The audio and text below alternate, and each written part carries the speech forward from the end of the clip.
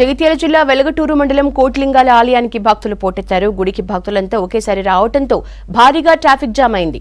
దాదాపు 2 కిలోమీటర్ల మేర వాహనాలు నిలిచిపోయాయి. దీంతో పొలాల గట్ల పైనుంచి నడుచుకుంటూ వెళ్లారు భక్తులు. ఆలయంలో కనీస సౌకర్యాలు కల్పించకపోవడంతో భక్తులు ఆగ్రహం వ్యక్తం చేశారు. తర్వాత ట్రాఫిక్ ను క్లియర్ చేశారు పోలీసులు.